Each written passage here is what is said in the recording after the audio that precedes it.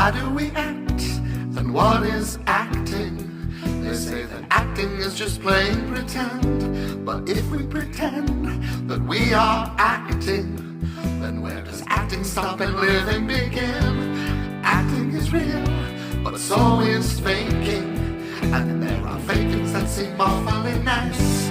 Reality sucks, and so does acting. But here we are, and here's my advice. I am a professional actor, a member of the Screen Actors Guild. I have so many things to tell you, so get ready for your mind to be filled. Acting is life, and life is a joke. You can't have a fire without having smoke. This is a class, and I am your teacher, so tell me, what do I need to do to reach you?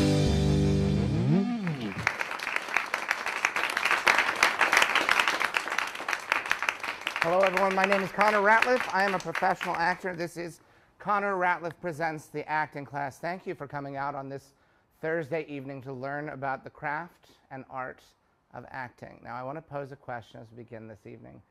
How many people here in the audience identify as actors? By a show of hands. Very few. So this is a heavily non-acting crowd. Most of the people are here out of curiosity, non-actors. I'm going to be talking to a few of you. I cannot guarantee that at the end of this session you will know how to act, but you hopefully will have some greater understanding of what it is that I do for a living. This is how I make my living. Now, I want to talk to one of the people. I just saw a few hands go up. One of the people who said they identify as an actor. I saw a hand over here. Is that right? What is your first name? Paul. Paul. You identify as an actor. When is the last time that you acted, or are you acting currently? Are you a professional actor? Tell me something about yourself, Paul. Former professional actor. All right, now this is an interesting distinction because a lot of times people say, oh, well, I'm not an actor, and then I find out that they have been an actor before. You remain an actor even though you are not currently acting. How long has it been since you acted, Paul? A couple of years. A couple of years. Why did you stop? I transitioned into the nonprofit leadership profession. The nonprofit. The profits were too... Acting is a time-consuming profession. It is indeed. So the profits were too much for you in acting. You had to move to the nonprofit sector. You were overwhelmed by the amount of profit you were experiencing. What's the last role you played, Paul? A voiceover. A voiceover, very lucrative. This is one of the things people don't realize. Voiceover acting is perhaps the best professional acting job there is. You don't have to wear a costume. You go to a place, you're the center of attention because all of the focus is on just recording what you are saying. When you're in a movie, everything has to happen at the same time, more or less. Everyone's waiting to get the shot, they get the lighting, etc. When you're doing voiceover work, the attention is all on you. As an actor, that is where you want to be. Do you remember what you said, Paul, in your last voiceover acting role? It was like a 20-minute instructional video on active transportation, walking, biking safely. You were doing Fascinating. Fascinating. And do you use your regular speaking voice, or do you have a voiceover voice? Do you have a voice that you go into, or is it just what I'm hearing right now, Paul? The very resonant voice that's carrying all the way from the back of this room. Depends on the project. So for this project, for the acts of transportation. Yeah, this one they wanted it to be fun, so I had to make it extra smiley and lively. So you brought a brightness to your voice. So you're talking about walking and how great it is to ride a bike and all of the benefits. So you bring that life to your voice. It's just a subtle change, but you did it. And then you decided, I'm done with this. Do you think you'll ever go back to it, Paul?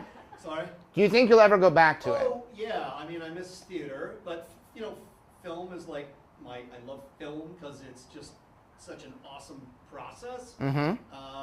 And the last film was a short film like a year ago here in Maine, but that works, hard to come by. What did you play in this short film? A killer. A killer. What kind of killer? Because there are many different kinds of killers, Paul. Yeah. What kind of killer did you play? Who was Kidnapping killer. a kidnapping? A what? A kidnapping killer who got killed. A lot of alliteration, Paul. A kidnapping killer who got killed. The last thing he ever wanted. He wants to do the killing. He doesn't want to be killed. How bittersweet for him. Did he have a name, Paul? This killer? I don't remember. You don't remember the name. It's okay. That's actually highly professional. Once the job is over, you're not only allowed to forget everything, you almost have a duty to forget everything and just let it live in the work itself. Where can people see this film, Paul, where you play the kidnapping killer who was killed? Oh, most certainly YouTube. YouTube, yes, the great equalizer. Anything can be seen there. All you have to do, unless you're one of the people who pays for it. Does anyone here pay for the deluxe version of YouTube? We have one person, two, a few people. Most of us just put up with the horrible inconvenience of just random interruptions that we just have to abide. They ruin the flow of anything that you're watching at any given point, but we deal with it because we don't want to, we'll give money, I will give money to a dozen streaming services before I give $1 or a dime to YouTube. I don't know why. It just feels like it should be free, even though I know my life would be better if I paid to get rid of those ads. I know it would be, but I haven't yet reached that level of success. I feel like that's when I know that I've really made it, where I'm just like, yeah, I pay my monthly YouTube bill and I never watch an ad. The kidnapping killer who was killed. When you played this kidnapping killer who was killed, how did you approach the role, Paul? What was your process like? Walk me through it. Starts with the script, right? Starts with the script. You have to start with the text, of course. You start with the script, you pour through it, you find out who this guy is. We read the text and we figure out what the subtext is, what's the hidden meaning. What made this guy tick? Why'd he do it, Paul? It was a paid gig. He was a professional muscle guy. He did it for profit. Yeah. Interesting. I think we're starting to At see. least my character got paid, right? Yes, what I'm saying, after you played this role and then you did your voiceover about modes of transportation, I have to think that you may have gotten too deep into the character and started to feel tremendous guilt that you were working in a for-profit industry. I think that may have been what drove you to the nonprofit sector, Paul. So he did it for the money. This is why. And what did he sound like, Paul? Did he sound like you or did he sound different? Different. You sound different. I don't sound like everybody else. I kidnap for money, and I kill. I mean, that's really what. The kidnapping I would gladly do for free, but the killing is that's what they pay me for. That's what the money's for. If it was just kidnapping, I would do that as a hobby any day of the week. Just a good kidnapping. You grab someone, you chloroform them. That's one way. That's the way I like it. Everybody's got a different way of doing it, but I like to chloroform because I don't like to wrestle. And if you chloroform, then that's sort of, you got a little bit of wrestling, but then the struggle's over. Then you just got to lift. Then it's a lot of lifting, and I don't have a lot of upper body strength, but I don't like kidnapping kids. I am a kidnapper, but a lot of people think, oh, how can you do that? How can you do that? I don't kidnap kids. This is one of the problems in my industry is you tell people, well, you don't tell most people, but let's say you find yourself in a moment of trust with someone else. They say, what do you do? And you don't want to lie, so you say, well, I'm a kidnapper. The first thing you have to do is assuage their doubts, because people don't like kidnappers who kidnap kids. I kidnap adults exclusively, which means I need the chloroform, because the last thing I need is a full-blown wrestling match with a full-grown adult. I'm not built for it. But the lifting is the part of the job that I hate. Because once you've chloroformed them, you gotta get them into your vehicle, your mode of transportation. Now, there are so many great modes of transportation in the modern age. Obviously, the most ecologically, environmentally responsible is walking or biking. I can't do that if I have a body with me. I unfortunately have to use some sort of vehicle. Now, do I wish things were different? Of course I wish things were different. I wish I could, put them on a tandem bike and they could help out. Well, that feels like that'd be doing a favor to the planet and a favor to me, the kidnapper, who, again, I wish the word adult napper had caught on. There was a period in the 1980s where we tried to make it stick. But an adult napper is just a grown-up person who likes to take naps. That is what it sounds like, and that is what it means. We couldn't, and that's the way language works. We all decide. We all decide, if a word means what it means. We've all decided, for instance, that, whenever we talk about anecdotes, or we talk about antidotes, we've all sort of decided it's okay if someone says the wrong one. We know what they mean from context clues. Effectively, if someone says, "Oh, I heard a wonderful antidote the other day," we just let it slide. We know what they meant. We know what they meant. We know what they meant. Anecdote. They meant to say anecdote. You don't want to be one of those people who says, actually, it's anecdote, not antidote. Because then the person is not inclined to tell you the antidote. If you correct them, it makes them less inclined to tell it. And you miss out on some pretty good anecdotes.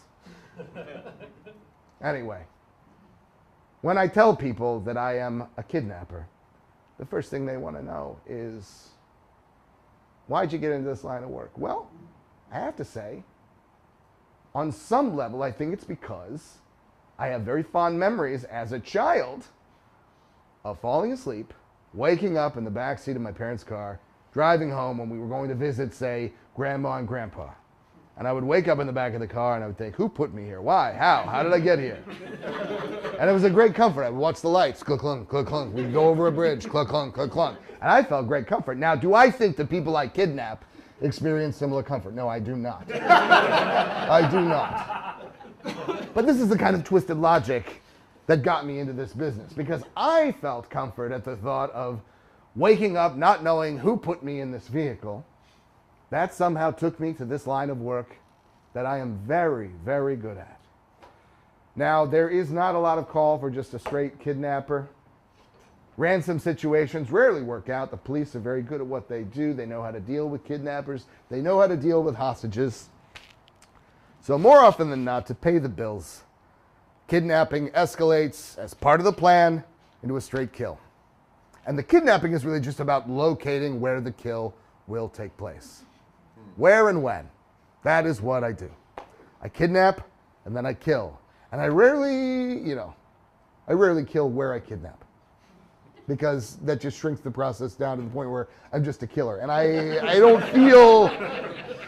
I've had people say, oh, can you just do a straight kill job? I say, that's not what I do. I'm a kidnapper. I will kill for money. But if you want the kill, I got to take him somewhere else. I can't do it right on the spot. I don't like to go someplace, kill someone in their own apartment. I won't do that. I won't do that. I won't do that. I want to take him somewhere. I want to go on I want to go somewhere. I want to go somewhere. I want to take the body. I want to lift it into the vehicle, which is usually a car. I tried doing it with electric vehicle. It's not the same. It has to be a gas-powered vehicle. I don't know why that is. I know it's bad. I know I'm bad. I know I'm bad. Now, I don't mean I'm bad in terms of the killing and the kidnapping. I know society frowns on that, but that's who I am, and I'm proud of it. I mean, I keep it a secret because I don't want to go to jail. You can't kidnap and kill in jail. You can kill in jail. It's harder to kidnap because there's fewer places to go. Even when you do kidnap someone within the context of a prison, no one regards it as a kidnapping because they think, well, you were in the prison the whole time. So you're just regarded as a killer, and who wants that?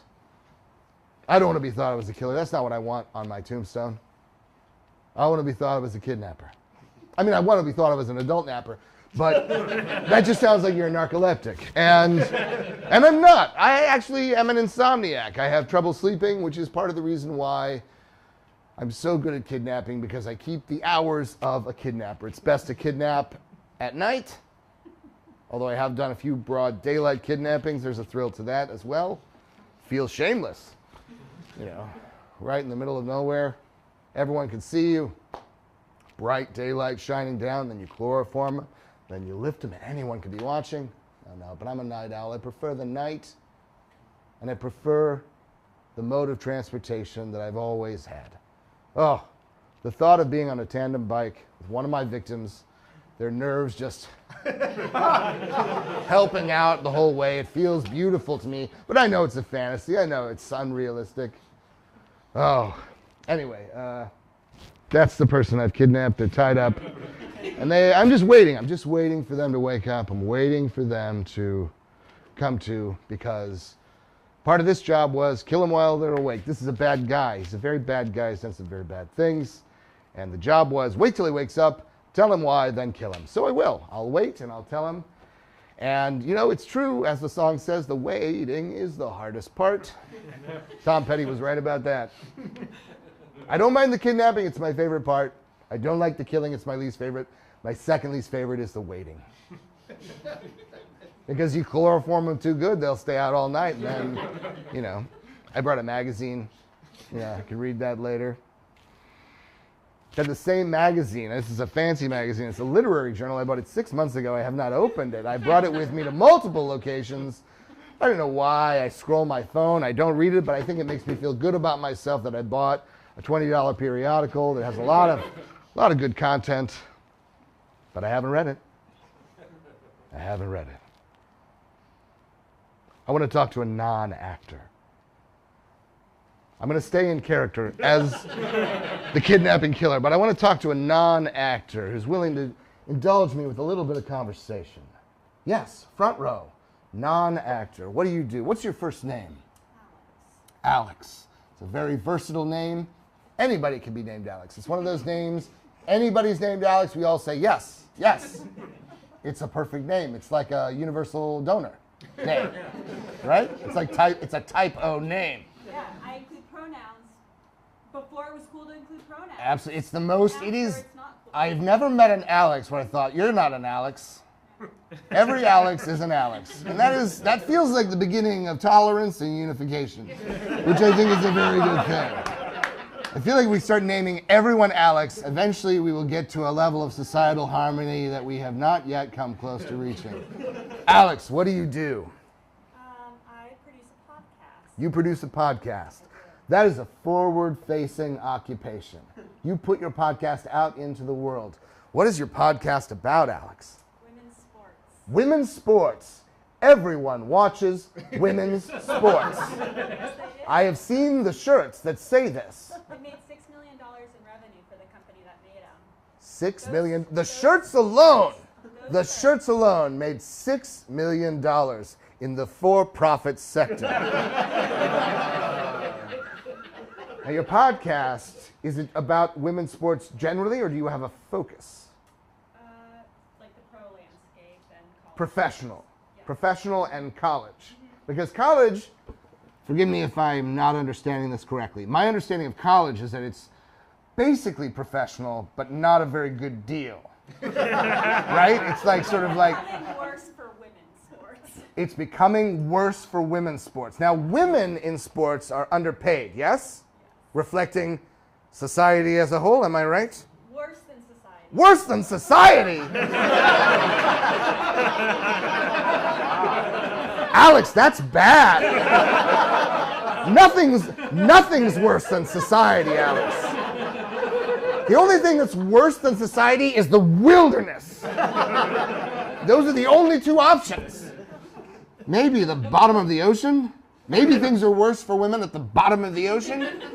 But in terms of civilization, society, yes. So there's society in which things are, let's agree, bad for women. Then you go down here, it's professional women's sports?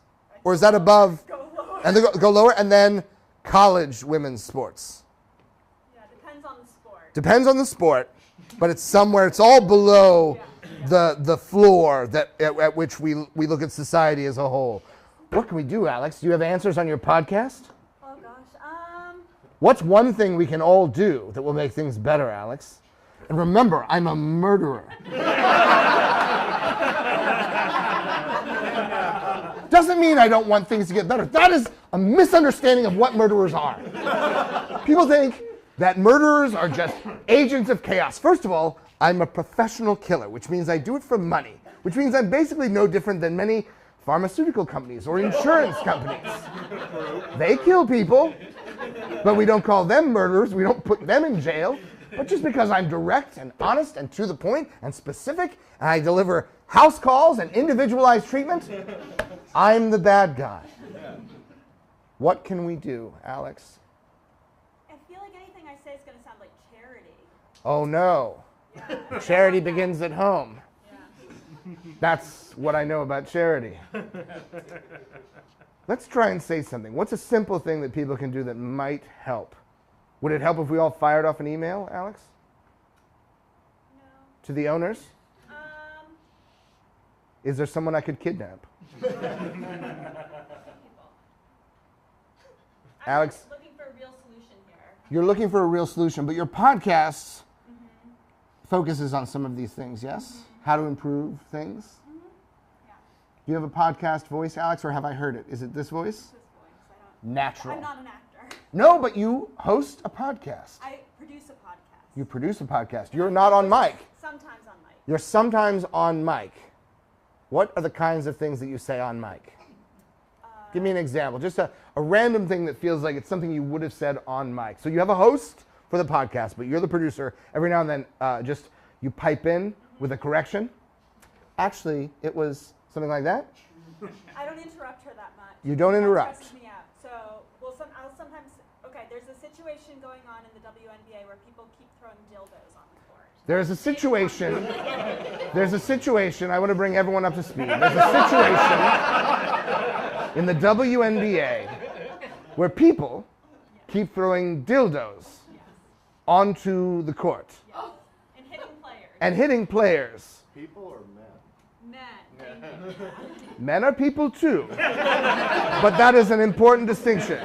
These are not women throwing them in some form of solidarity or women throwing them in protest. These are men. Yes.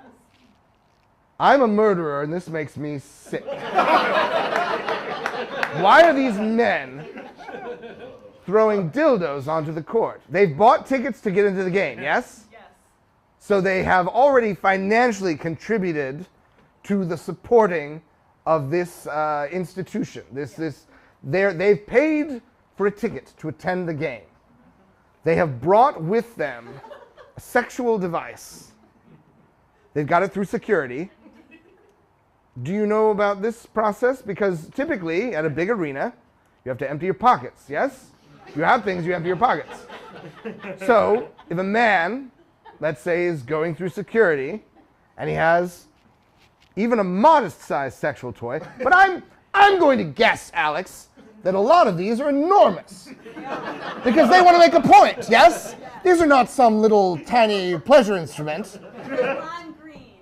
Lime green, what is the significance of that, Alex? I'm learning so much. There's a theory Cryptocurrency. out there that it's a ploy for a cryptocurrency company. A ploy for a cryptocurrency company.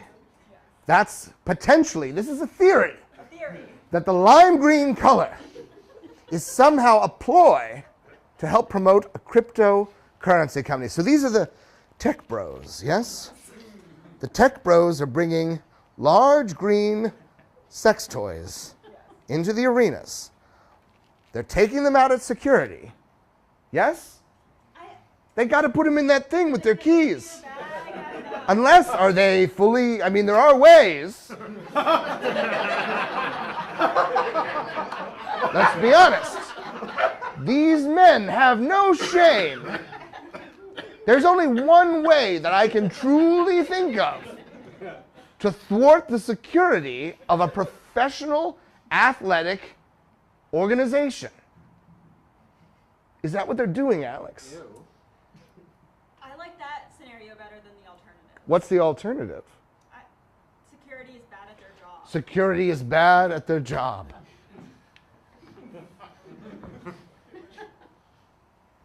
I've been working security for the past 3 years at the Barclays Center in Brooklyn.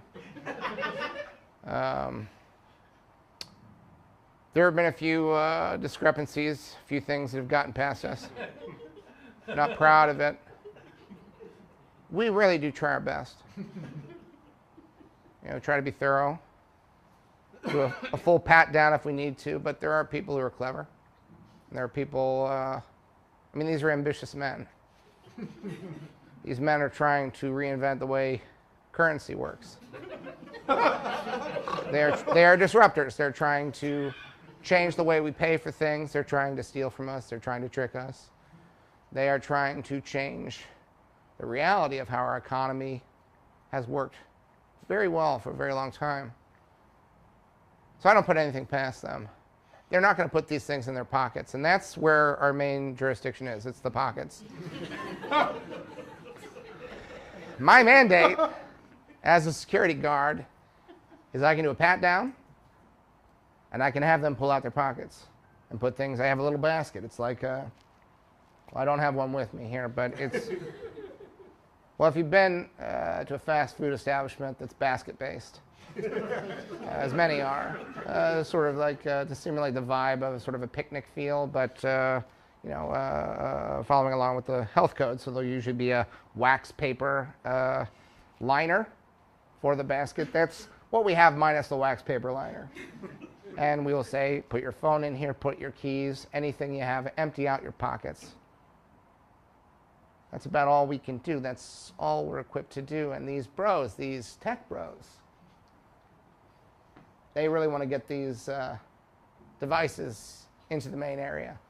They want to throw them onto the court. They want to hit the women with them. I mean, we know this. We know this. We know their motivation. We don't fully understand the scope of their goals, of their ambitions. But we know what the protest is all about. And it's to take a large green dildo, to take it out of whatever they're hiding it in. And again, I don't want to speculate. I think I know where they're hiding them. I mean, this is based on reconnaissance work, because that's part of the job, unfortunately, is once they've been thrown, first thing we do is we throw them out. These men, they cannot continue to witness the game after they've done something like that. And we always see them do it. We have cameras everywhere. There is yet to be a dildo thrown where we have not apprehended the gentleman who has thrown the dildo. And on that point, I am proud of the work we have done. There is no one who has gotten away with it. So if these bros think they've gotten away with something, they have another thing coming. But then the reconnaissance work, it is down to me and my staff, which is in the double digits, to recover the device from the court and to remove it from the court, and then to do testing on it. Now, our database is limited. We don't get a lot of hits in our system because we just don't have a lot. It's an in-house system. We don't have a lot of DNA. We don't have a lot of, we have a few. we have a few names in the system, but it's usually staff. And there is yet to be an instance in which it has been staff. And that is something I am very proud of. I would be so ashamed if any of the dildo throwers were part of the team here, because we run a good operation, I don't mind saying. I wish I could say that there was a simple answer to this problem. There isn't. Anything that comes to mind would sound like charity. But I do believe that this is a trend that will come to an end. I do not think it is something that people will do forever. I think the men who are doing this are in a pathway towards extinction.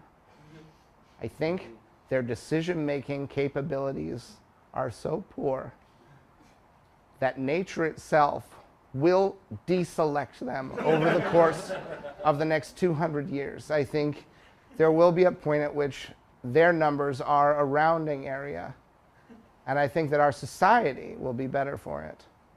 Thank you for the work you're doing on your podcast, Alex. Thank you for spreading the word about this scourge. I want to talk to another non-actor. Is there a non-actor here who has acted before? Someone who has acted. You've acted before? Yeah. What's your first name? Nate. Nate? Is it short for Nathan? Nathaniel. Nathaniel. Even shorter. Did you ever go down to Nathan first, or did you go straight from Nathaniel to Nate? Straight to Nate. Straight to Nate. Yeah. When have you acted, Nate?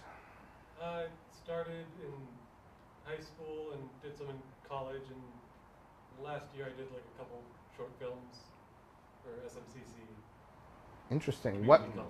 What is the most challenging role you've ever done, Nate? Or have they all been easy? Huh? Maybe they've all been easy, Nate. It's fine. If they've all been a breeze, that just means you're good at it. I did a couple musicals in high school. I think those were the toughest. Those were the toughest. What were the musicals you did? I went to a weird private school that only did Gilbert and Sullivan. Okay. You went to a weird private school that only did Gilbert and Sullivan. They did not want to pay for their musicals. Yeah. That's not that weird. They were just frugal. Well, and she really loved Gilbert and Sullivan. There was someone in charge of the department, the theatrical program, who loved Gilbert and Sullivan. Mrs. Libby, also the German teacher. Mrs. Libby, also the German teacher. Was she of German heritage? Or she just knew how to teach German? She just spoke German. Mrs. Libby, she spoke German, she taught German, she loved Gilbert and Sullivan. Loved Gilbert. Did she like you, Nate? She did, yeah. You were one of her favorites. Yeah. Yeah? Yeah. She had a lot of favorites. You liked her. Sure, yeah. Sure, yeah? It's okay if you didn't like her. I liked her. You liked her, but she liked you more than you liked her. And she liked Gilbert and Sullivan more than she liked you. Yeah? And how would she talk to you when she would direct you in the musicals? Do you remember getting notes? Were you noted hard, Nate? She focused more on the music. She had a person come in for more of the acting. She had a person come in for the acting. What was this person like? He was a lovely guy. He was a lovely guy. So he would come in and he would just say, Nate, the acting is going great. It looks like Very supportive. it looks like you're doing such a good job, Nate. Yeah. Mrs. Libby has brought me in, and frankly, I'm not sure why. I'm not sure why she's brought me in because you're doing such a good job, Nate. She's focusing on the music, so Mrs. Libby will be, she'll be here shortly to focus on the music, and that is, I have to say, that's your weak spot, Nate. The music is not where you're thriving. The acting, I think, is top-notch. I think this is something you can continue to do in college and maybe in some short films later. I mean, that's just my vibe. That's the vibe I get on you. But I don't have any notes for you. Here's what I wrote. I wrote, I believe it. I wrote, I believe it. I don't remember what that was specifically, but I believed the things you were saying. I believed that you were thinking of them and not that you'd memorized them, which is obviously the gold standard for acting, is to think, oh, this isn't pre-written. This is just, I'm watching a person thinking of something and saying it. I said good posture. Loud. I wrote loud, which is good because we could hear you. I said good walk across the stage. I don't remember what part that was, but there must have been a part where you walked across the stage. I must have thought that it was good. These were from yesterday's rehearsal, so I don't remember everything that happened. Obviously, I'm doing notes for everybody, so I don't know if Mrs. Libby is going to keep having me come in because I really think the acting is on target here. I know she wants to focus on the music. I know that's where her focus is. My focus is on the music, Nate. I can't be bogged down in the acting. What are the two parts to music, Nate? Can you tell me? Nate, what are the two parts to music? All right? Notes and the volume. Those are two of the parts. But what about the rhythm, Nate? You have to do it in rhythm. I feel like you are all over the map rhythmically. Because I want you to just listen with me, okay? Bum, ba, bum, ba, bum, ba, bum, ba, bum. Can you hear that? Because I feel like you don't understand basic rhythm, Nate. And this Gilbert and Sullivan is rhythmic. That is fundamentally, there's language and there's rhythm and there's melody, yes. I don't feel like that is as important in Gilbert and Sullivan as the rhythm. I think the melody is fine, but they are rhythm boys. Like for me, the rat-a-tat-tat, I am the very model of a modern major general. Right, Nate? No one cares what the melody is. I am the very model of it's one note. No one cares. It doesn't matter because it's ba ba ba ba ba ba ba ba ba ba ba ba ba ba ba. All right? Who gives about the melody, Nate? I don't care how pretty you sound when you're doing Gilbert and Sullivan. I care about the rhythm, Nate. Jesus! What are we gonna do, Nate? I am the very model. I mean, you can do it slow. I don't care. We can do it slow. I don't care how long the production lasts. I don't care if the audience goes home early. All right? We'll do it slow as long as we do it in the rhythm. I am the very model of a modern major general. All right? If it's in rhythm, I don't care how long it takes. Okay? Now, I'm sorry I got mad. All right? It's because I'm passionate, Nate. I know I yell at you guys a lot, and I know you know it doesn't come from a place of anger. It comes from a deep and abiding passion for the material. Gilbert and Sullivan are like family to me, Nate. I feel closer to them than I do to my own children, whom I birthed, Nate. And it's not and I love my children. I'm not talking about my students, who I also love. I'm talking about my blood relations, the children that I was in labor for a combined 17 hours to give birth to. And yet, when I listen to the works of Gilbert and Sullivan, when I watch and fully experience and give myself over to this material, I cannot deny that I feel a bond that is so much more meaningful, that is so much stronger than anything I have felt for my son or my daughter. Nate, I've never even told this to my own husband, Nate. I'm trusting you with this, okay? This is something that weighs on me because I know that on some level, these are just little bits of musical theater. That's what they are. But fundamentally, Nate, they are greater than the sum of their parts. I love them.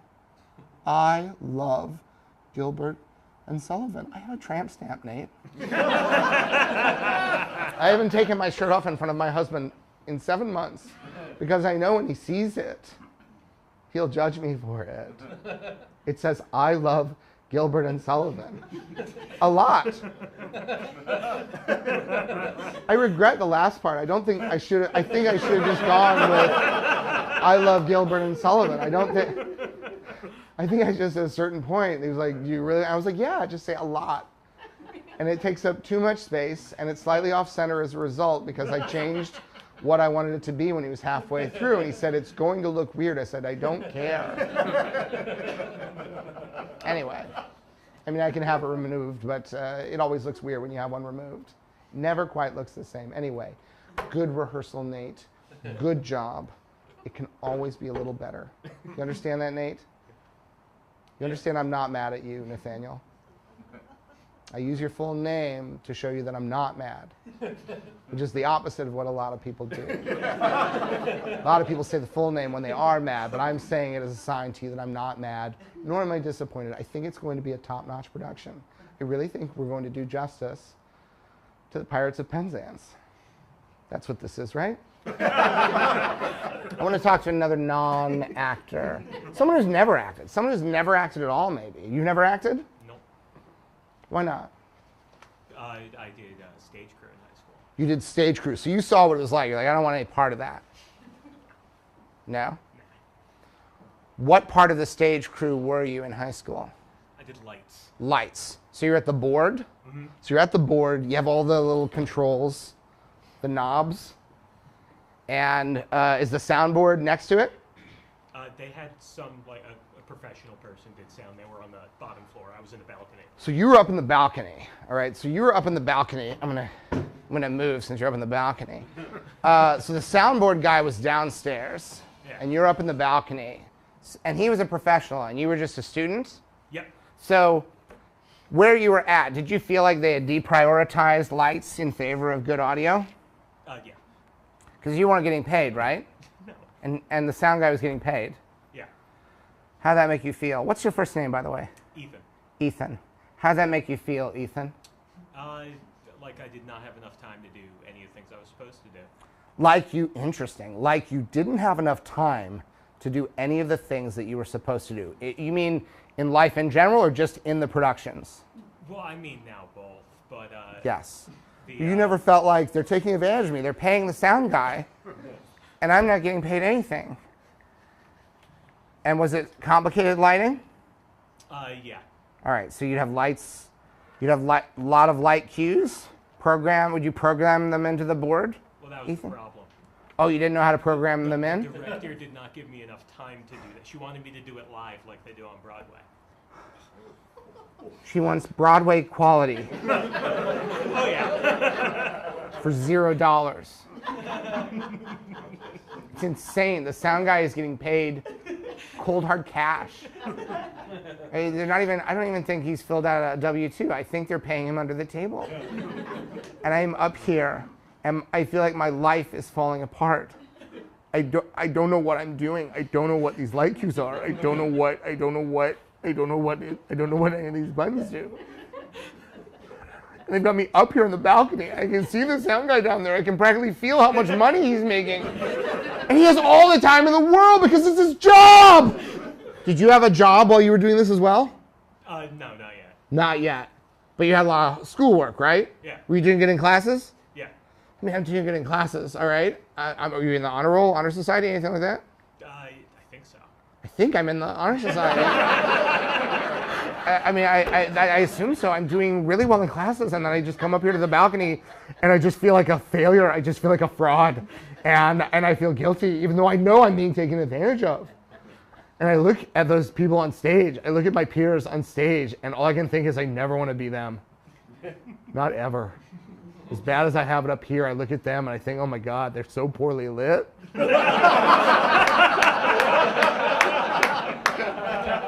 I have tried everything. They look terrible. Every button makes these kids look worse.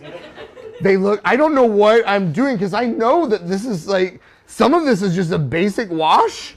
It should be fine, but I feel like there's not a button or a dial that I have put my hand to that hasn't made these teenagers look less good than they did before I would press each button or dial. And I don't know, what do you do for a living now, Ethan? I'm a bat biologist. A bat biologist? Yeah. Wow. This is not what I want to do with my life. I don't want to be anywhere near the light.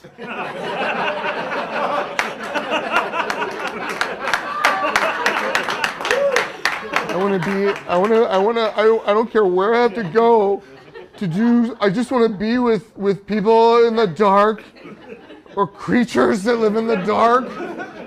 I just seek the darkness. I don't want the light. I want to understand, like, is there a way to exist in this world that is completely shrouded in darkness? And I could just sense what's right. I could just feel.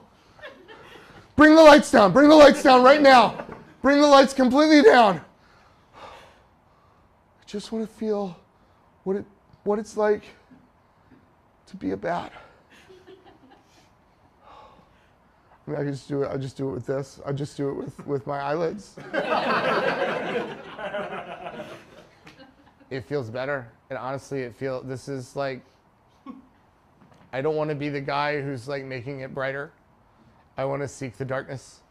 I want to find a life in the darkness. I want to go to shows and I want to sit in the audience where it's dark.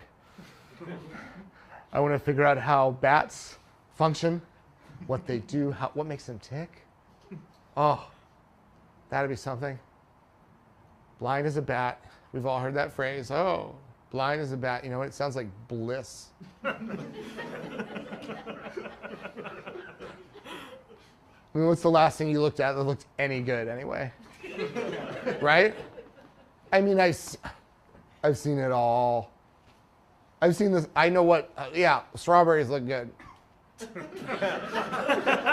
Right? Ooh, those strawberries look good. I'll remember. I've seen all the stuff. I don't ever want to open my eyes again. I'll listen to podcasts. You have a podcast? I can listen to your podcast. I can do anything I want and never have to seek the light again. I want to work in a basement office with bats. They get me. Bats get me. They get what I'm all about.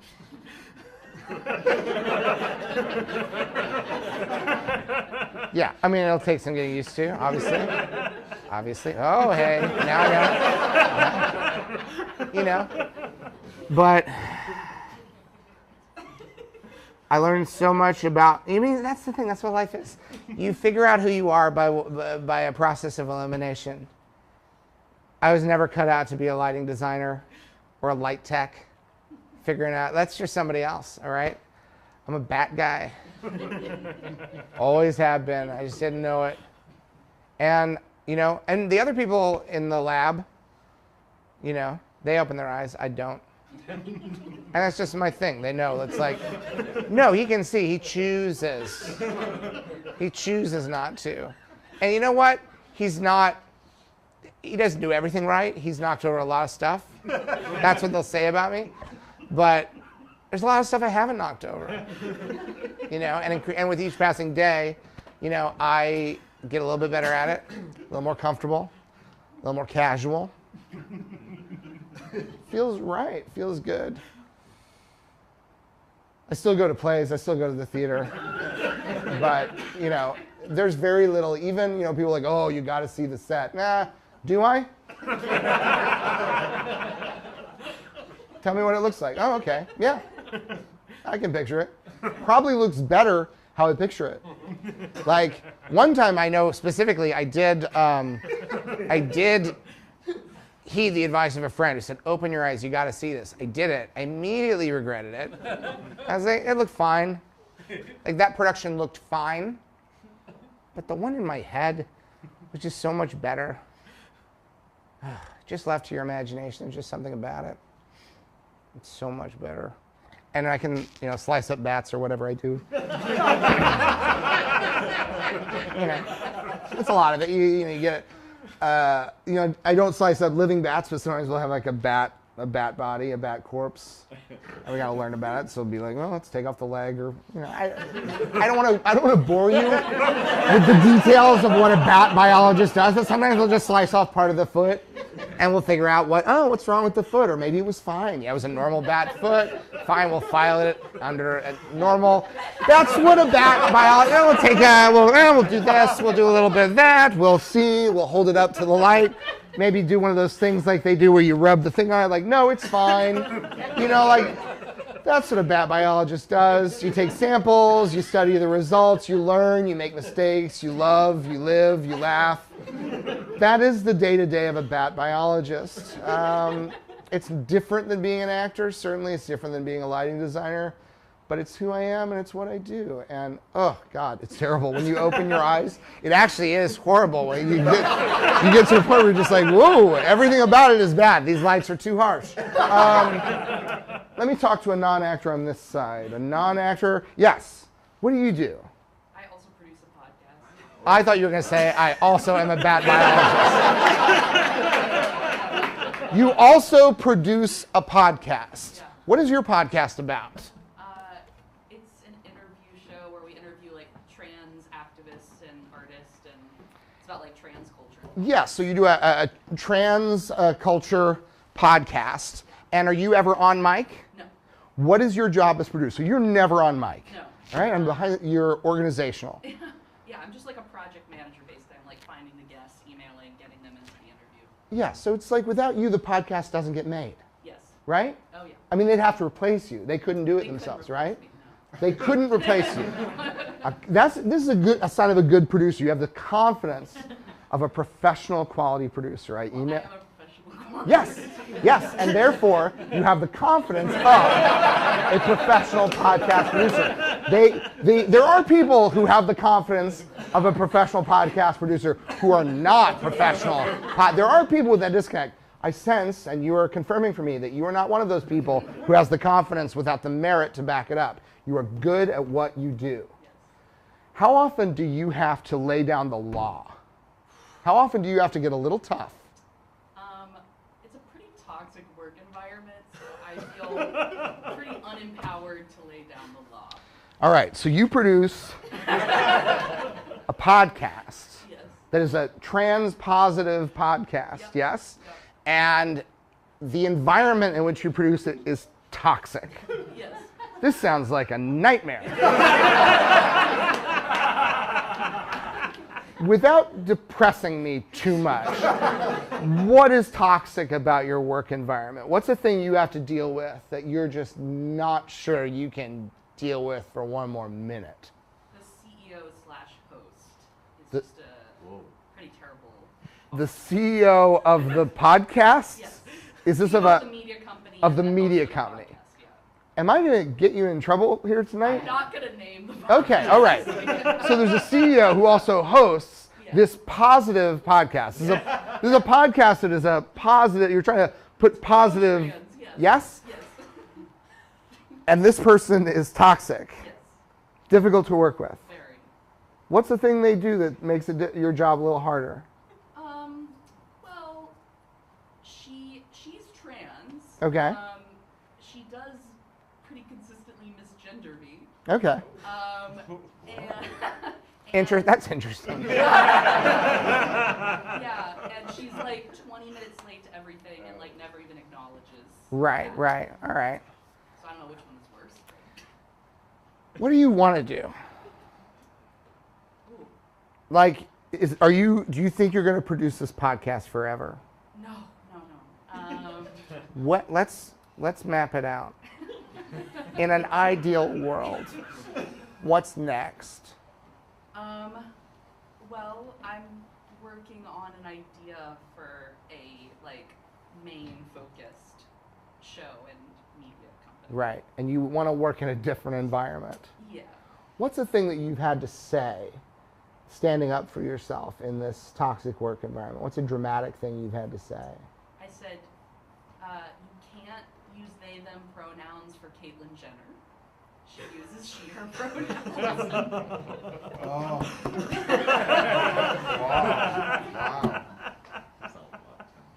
Wow. This sounds like such a confusing situation that you're in. And you just have this idea, you have this hope of this thing that you're hoping that, how much longer do you think you're going to be in your current situation? I'm hoping no more than another year. I mean, a year is a long time. You're hoping, because that's also one of those very dangerous kind of sentences. I'm hoping no more than another year. They pay me well. There it is.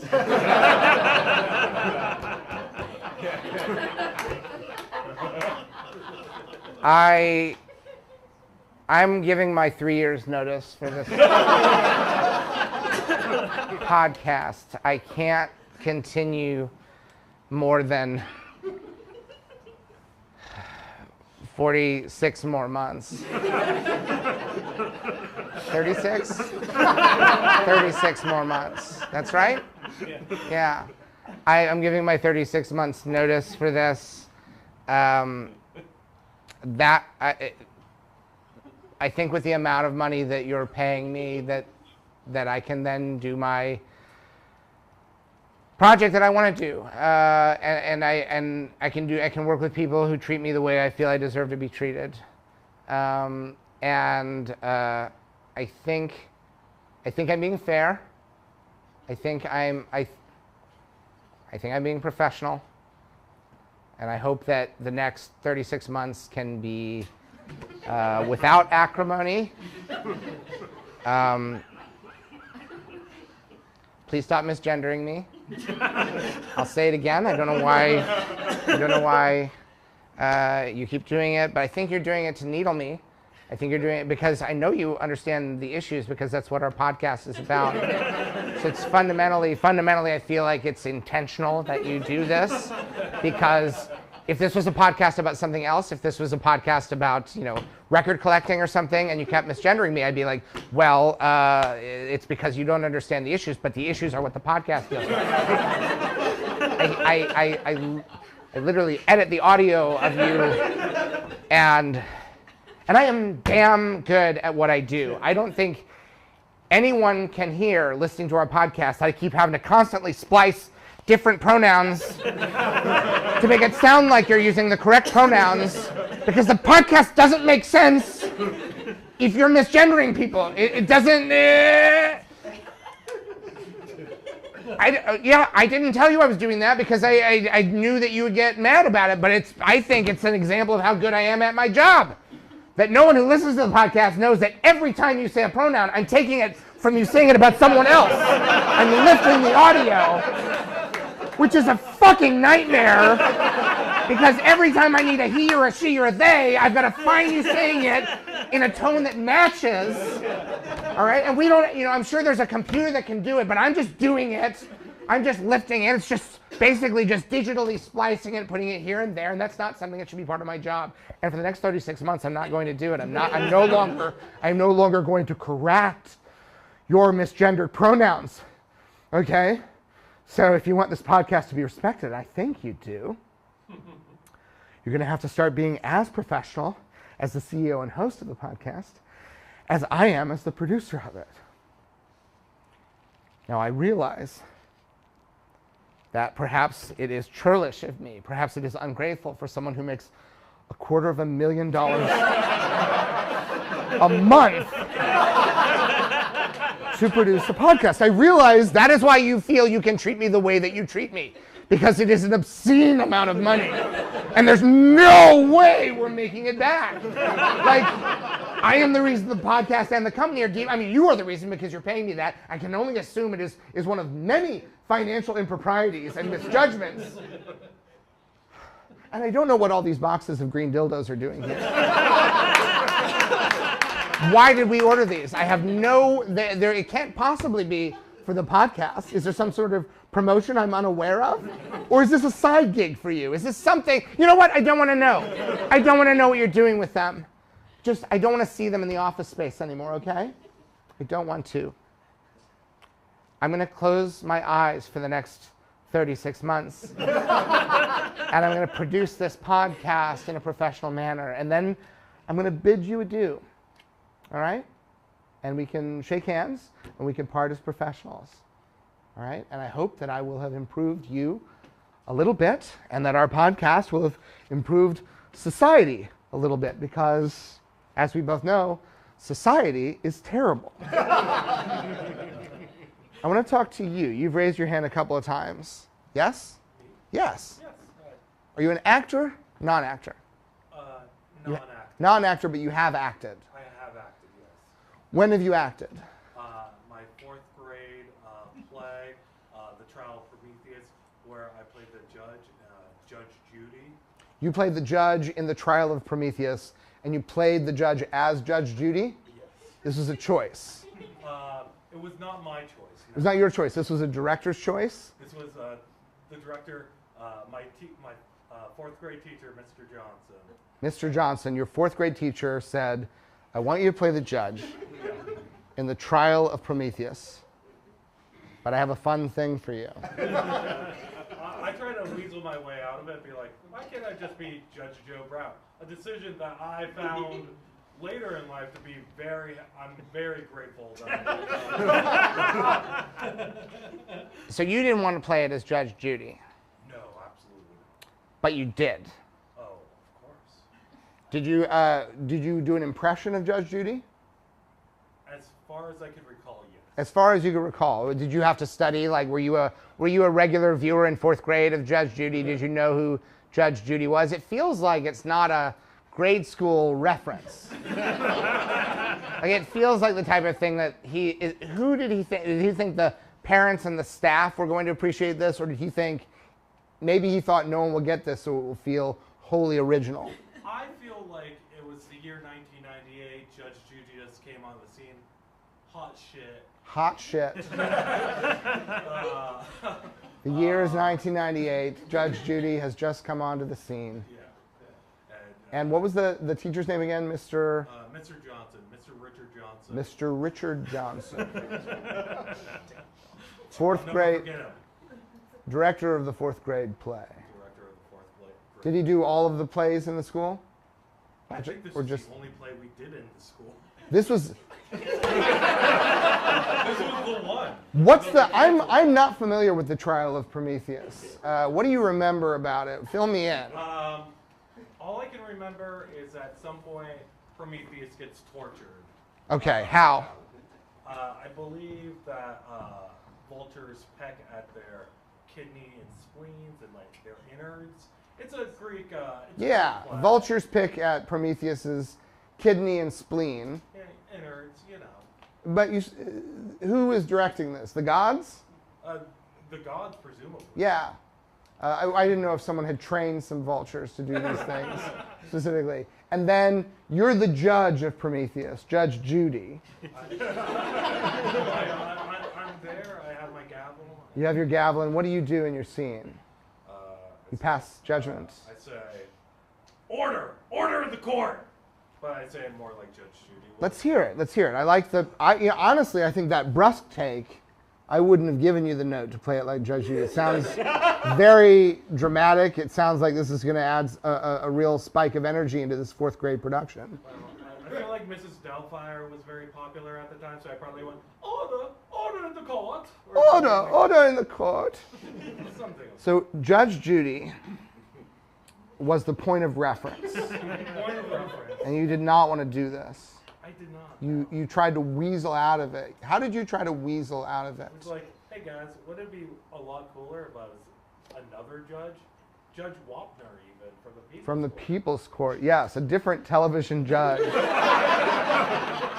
were the only judges I knew. Yes, children shouldn't be aware of who the judges are. Like, I feel like that's a blanket statement I can make confidently.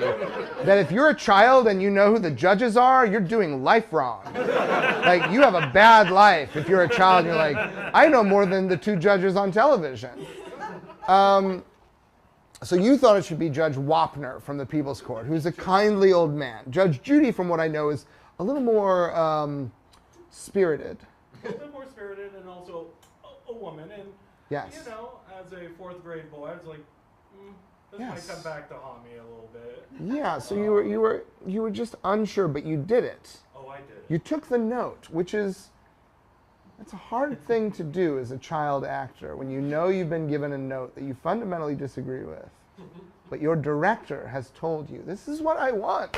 This is the only production that this school has ever done or will ever do. I'll see to that.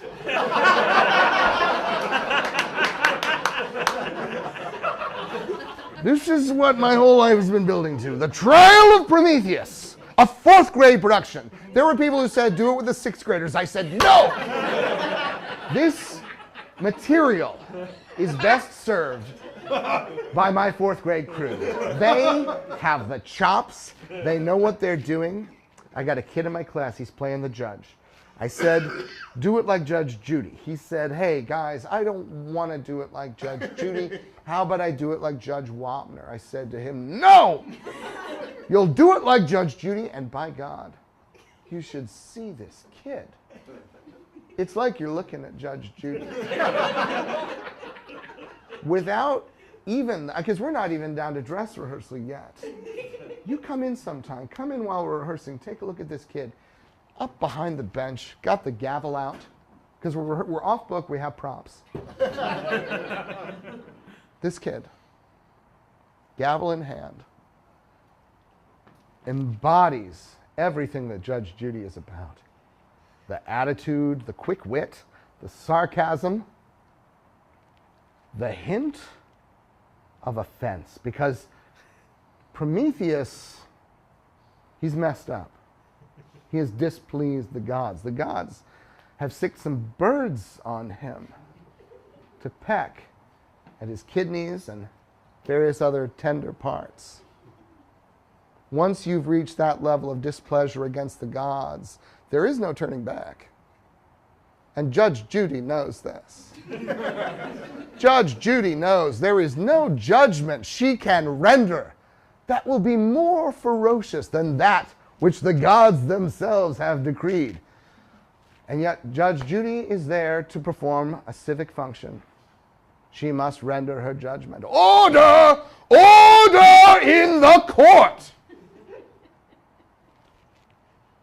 Now, Mr. Prometheus, what are we to do with you? I think you know you've made a few mistakes. I'm not sure what I can tell you that's going to make you change your ways. Frankly, I'm looking at a guy who has made one blunder after another. And I'm inclined to throw the book at you. But you know what? I'm going to be merciful. $50 fine, suspended sentence. Because there's no punishment I can render that would be worse than a vulture pecking at your kidneys, which is not a sentence that I am authorized to render. I would if I could, Mr. Prometheus.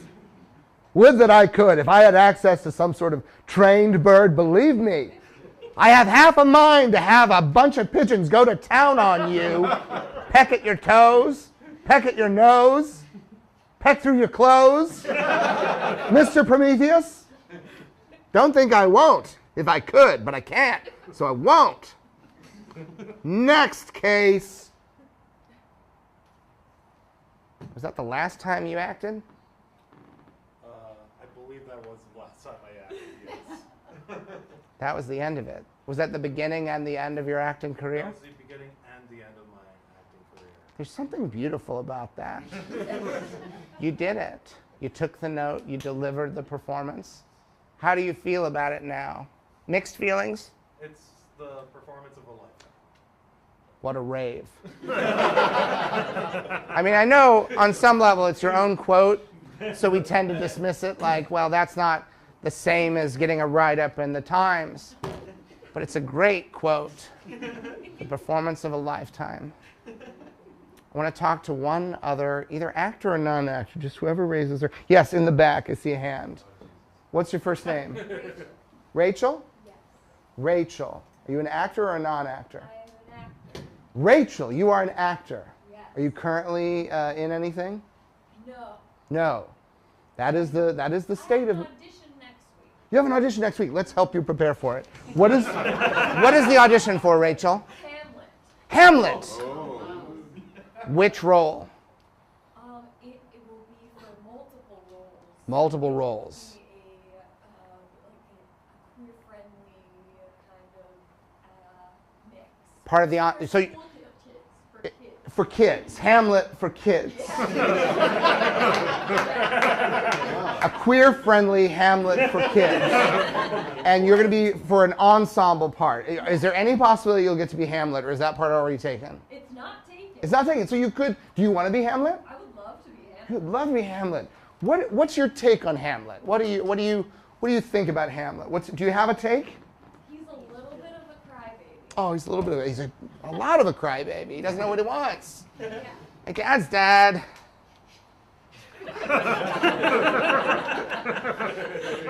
He's a ghost now. I don't know what I want to do. My girlfriend's crazy. My mom, she's making some interesting choices. I don't know if I want to live or die. I don't know if I want to live or die. I'm Hamlet. I talked to my dad's ghost. Messed me up. I hate this family. I hate this whole house. Ugh.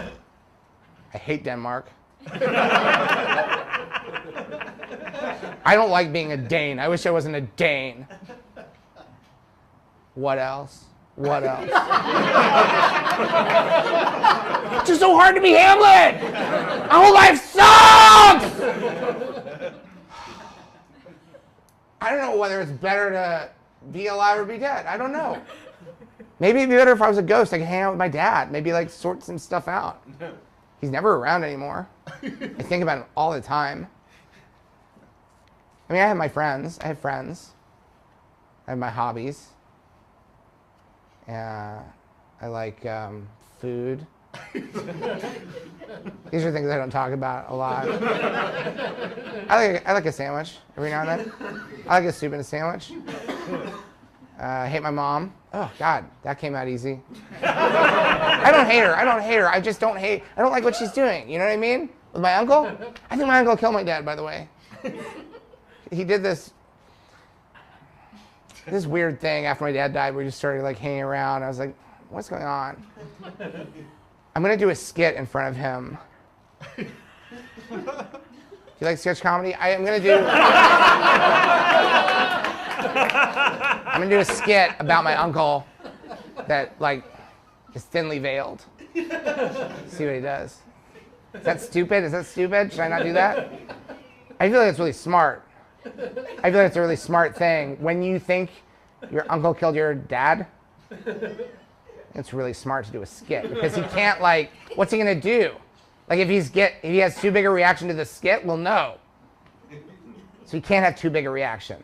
Or he'll have a really big reaction and there'll be like blood everywhere and bodies. But you know, comedy is supposed to like get a reaction. So maybe I should do my skit. I don't know whether I want to do it or not. Because I have a couple of different options. Like I have that's not the only thing I've ever written. Like I have other skits. Like I do one about a guy who's like always late. Oh no! I feel like it's just like paper thin. Like I feel like there's not a lot behind it. Whereas like the one about my uncle, it's like there's really something going on. He's like, he killed my dad. He's trying to fuck my mom. I think he might be fucking my mom. That's the one I want to do, but I'm scared to do it. So I might just do the one about the guy who's always late, because I think that one gets bigger laughs. But I think the laughs that the one about my uncle will get will be deeper laughs. I feel like they're laughs that'll really be like when like a skit is about something, you know? I don't know. God, it's so hard to be alive. You find that? It's so, like, in all seriousness, like, I know I sound like a crybaby, but it's so hard living your life. Hold on, I'm getting a text. My girlfriend drowned? Oh, I'm definitely gonna do this skit. That was the moment I knew, like, I can't do the one about the guy who's always late. It's just like it's funny, like, oh no! It already started? I'm gonna have my mom watch and my uncle, see what they think, see if they laugh. God, I can't believe that. Can't believe I got this as a text. This feels like an in-person conversation. Is this a joke? Water emoji.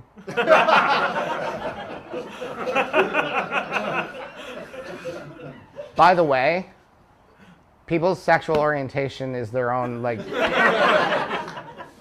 Just want to make sure I got that part of the production in. What time is it? Or I can't tell what time it is. 8:20. 8:20. All right. Let me talk to another actor here. If we might have run out of actors, possibly. But I suspect there might be. Is there... All right, I'll talk to another non-actor then. Someone... Yes, you're a non-actor. I am. Have you ever wanted to be an actor? Yeah. What stopped you? I can't act. I mean, that shouldn't stop you. I can't act. Have you ever lied to someone? I'm not a good liar, though. Okay. That's part of So you're not a good liar. I don't have a poker You face. can't act, no poker face. You're just honest? Honest to a fault? Not to a fault, but it's pretty But obvious you're a- when I'm lying. It's obvious when you're lying. You're a truthful person. Do you ever do a funny voice? I'm going to figure out a way to make you... You ever do a funny voice? No. Like, you ever imitate someone else's voice? No. No. All right, so you might just be a deeply authentic kind of actor. Oh. Hadn't thought of No artifice.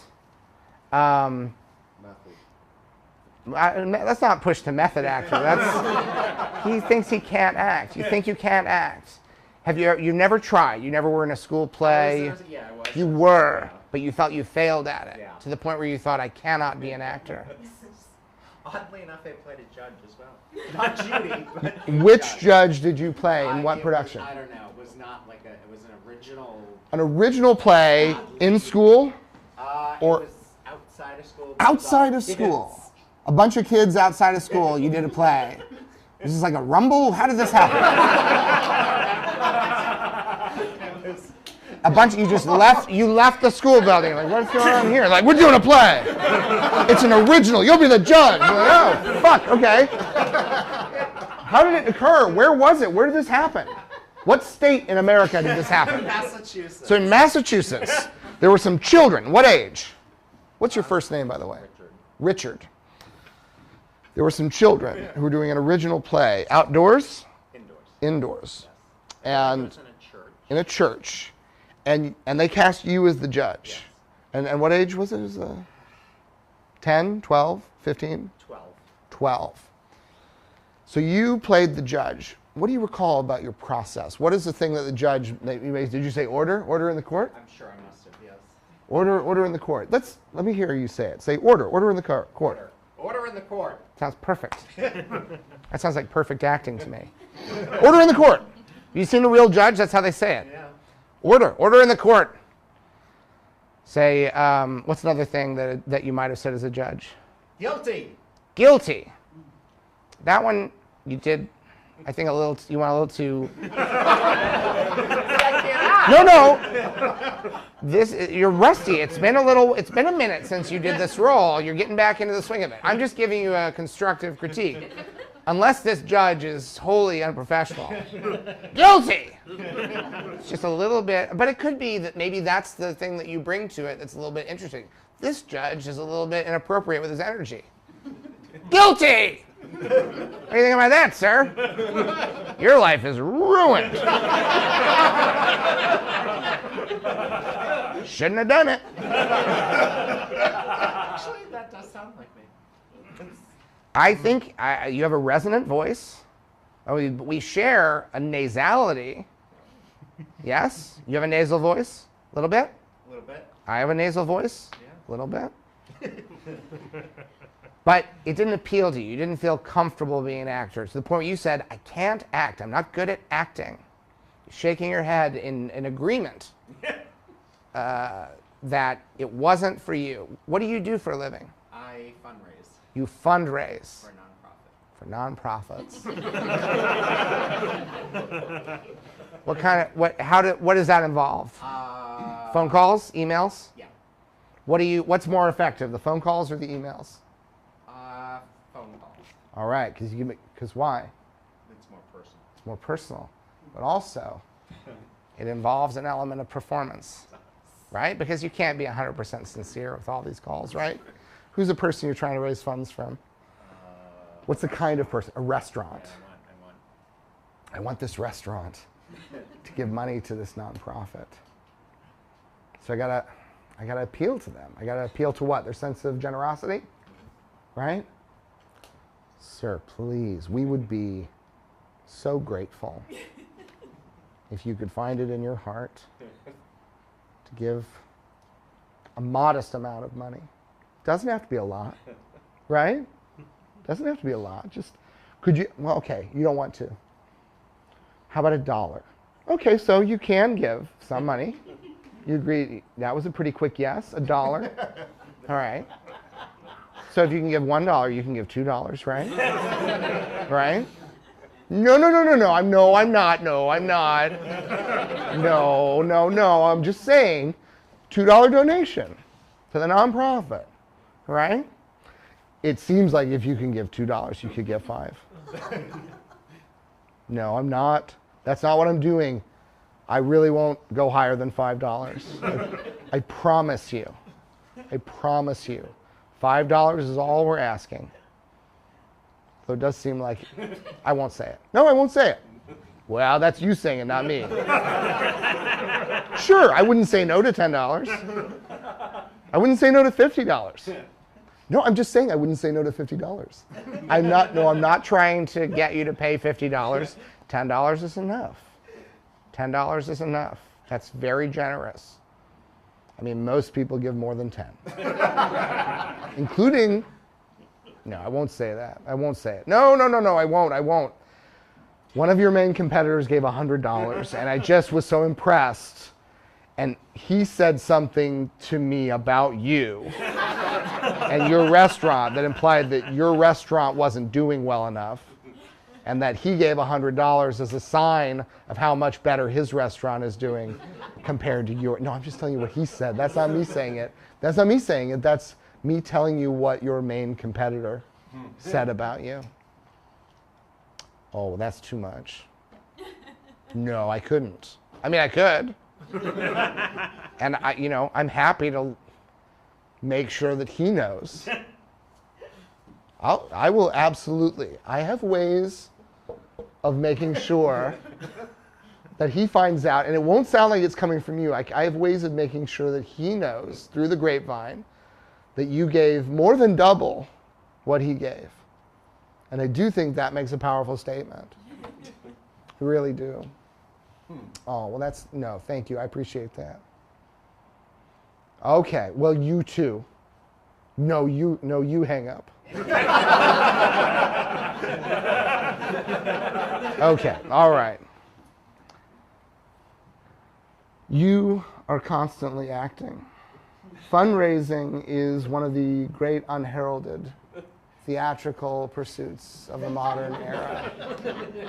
You are constantly having to assume a kind of role, a version of yourself, because you don't want to constantly be asking people for money. That's not left to your own devices.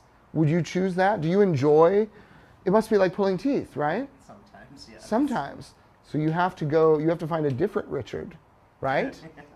Richard, the money guy. Richard, the fundraiser. That's not who you are, right? You have to adopt a character, a persona, in order, because that's how the funds get raised. I sense from you that if you were just purely being yourself, you probably wouldn't raise very much money. Because I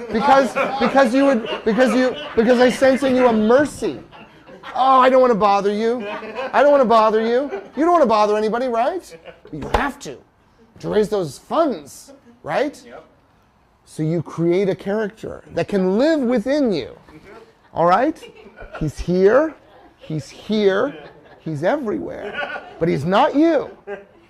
But you can't survive without him. This character, this persona. Now, I don't know whether you will ever tread the boards again professionally, but I do know that you will get back into character again the next time you have to pick up that phone. There's a reason why the email doesn't work as well. It's because you're more of an actor than a writer. And that's one of the ways that we learn who we are. And that's not a critique. That's not a critique. We all have our roles. I'm going to speak to one more person. Yes, you. What's your first name? Caitlin.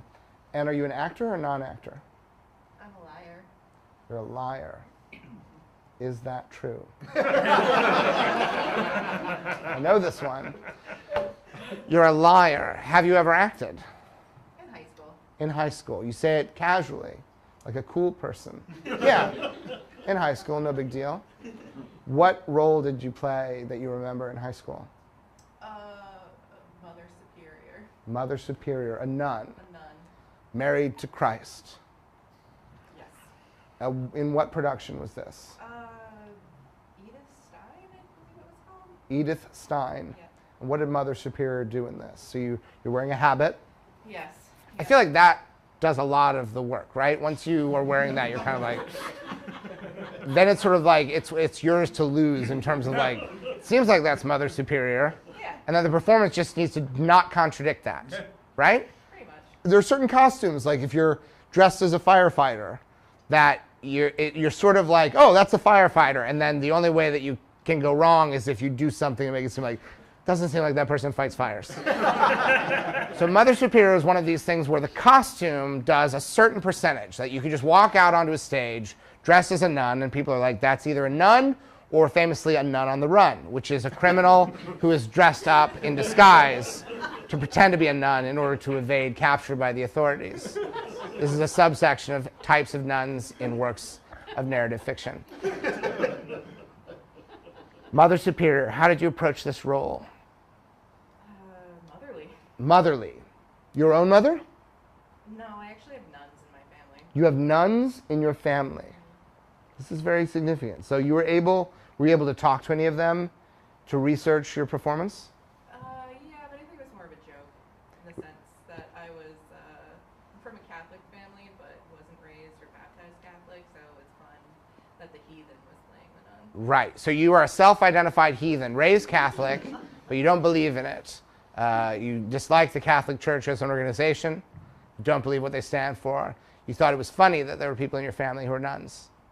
Yeah, they're nice people though. They're nice people, yes. But when I say this about the Catholic Church, believe me, I don't say this as a criticism. I can't stand them. It feels nice to have like a prejudice that you can just be like, yeah, and it's just like,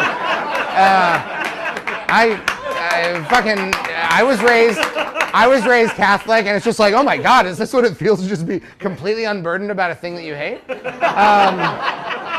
Yeah, as an institution, when I was growing up, there was a petition going around the church saying that if our local movie theater got the movie The Last Temptation of Christ, that we would never go to the movies again.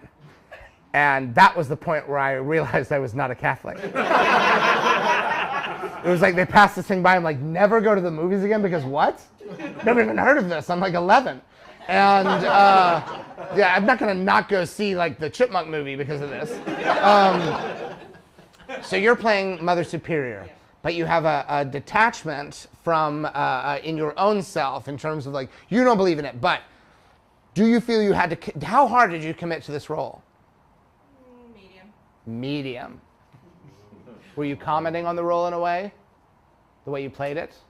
Because that's also legitimate. Could be. I don't know. I just don't think I took it that seriously. Yes. Or I didn't find myself enveloped in the role. You didn't find yourself enveloped in the role. You were I detached. felt like I was reading the lines instead of, Was it a commentary? Was this a form of protest in a way, Caitlin? Could be. Could be. You are so non-committal.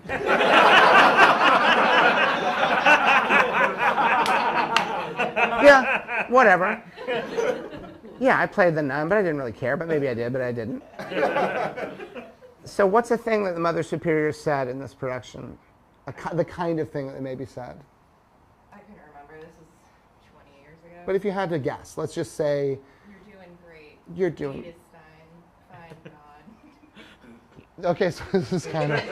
This is like a chain-smoking Mother Superior. You're doing great. You're doing fine. Edith Stein. Fine, God.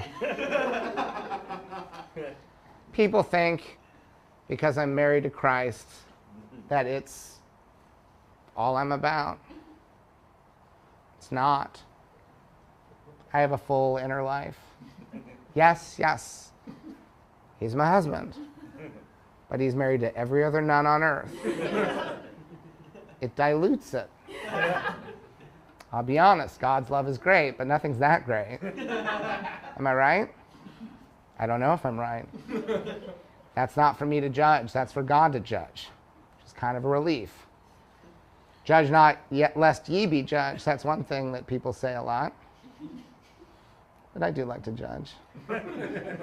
I know I'm not supposed to, but sort of baked into my job title, Mother Superior, more than implies a hierarchy. And I'm at the top of it. But it's like being at the top of the bottom. It's like in women's sports. They will give you this name, Mother Superior. That sounds like you're right at the top of the chain, but like, what's above Mother Superior? Literally any man in the world. It's not so great. I'm sure there are like varieties of fish that are in there that are like above me on the chain. I have no rights, not really. I have no power, I have no influence, except within a limited sphere in which I have to obey strict rules. I can't do anything. I smoke. I do smoke.